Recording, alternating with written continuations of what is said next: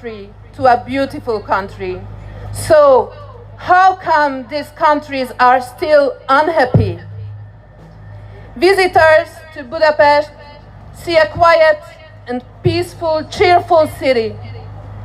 The outside observers do not think that there is poverty and dictatorship in Hungary, because they do not see the countryside regions falling apart and because there is generally no violence on the streets. But dictatorship does not reside only in weapons. You shout, if there is no democracy, there is no health. And our public health system in Hungary has collapsed. We have to wait months even for the simplest test, and those who want treatment turn to private providers. Pay or die. Do not let that happen to you.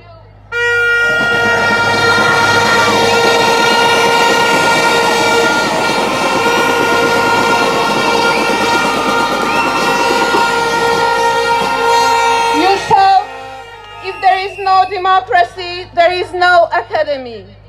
Academic freedom has been abolished in Hungary, and the European Union no longer gives scholarships to universities because our universities have been subordinated to the politicians. Do not let that happen to you.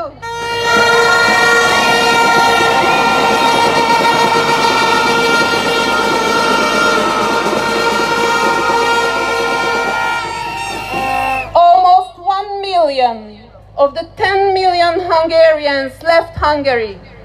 Many grandparents only see their grandchildren on a screen. Orban's relatives and friends win government tenders, and food prices have increased by more than 40% in the past year. Do not let that happen to you.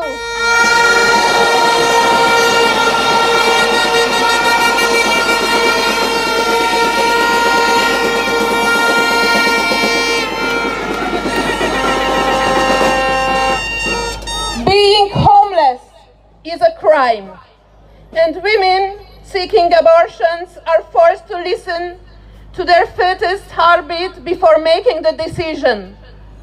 Tear gas is fired at protesting students, protesting teachers are intimidated and fired, while the teacher shortage is staggering. They modify all the time the laws and the constitution according to their own financial and power interests. Do not let that happen to you.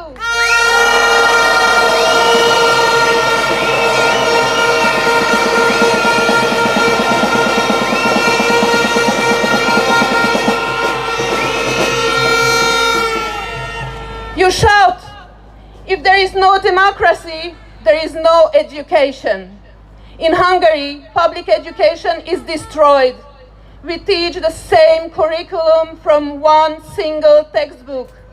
The government abolished teacher autonomy and school democracy and maintains school segregation.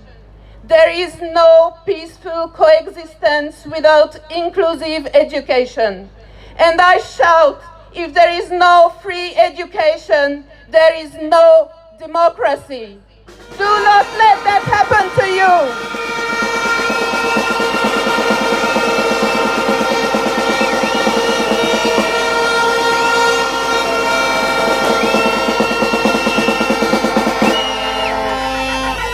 I have been participating as an activist in the protest for more than 7 years, and the situation is getting worse, more hopeless. It's a fair question to ask why I haven't given up yet. My answer is simple. For me, protesting and standing up for my professional and human dignity is a moral issue. If I stopped, I wouldn't be able to look in the mirror in my children's eyes, and after losing my job, I would have to leave my country as well. No way.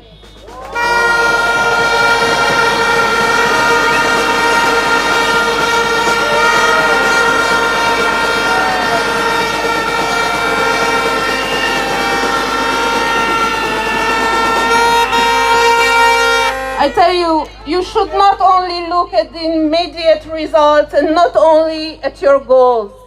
The most important thing is to maintain self-dignity and pride and to set an example. I am here to strengthen you, protesters, because your personal stand is the only thing that can protect you from abusive power. If you persevere and don't give up, if you remain united and in solidarity. In Hungary, every sector demonstrated alone. When laws were passed against doctors, doctors protested. When against teachers, only teachers demonstrated for a long time. But now the students and many parents are with us. Here, I see many colors together. I see you protesting together with red, blue, green, and many other t-shirts. Keep it up. Solidarity is your strength. Don't let the power turn you against each other.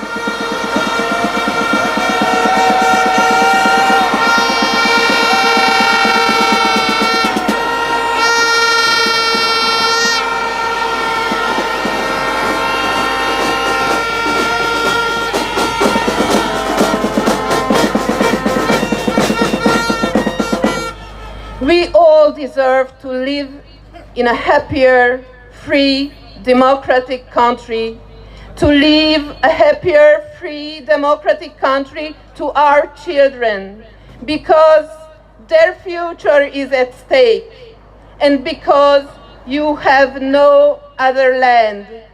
En lachem eretz acheret.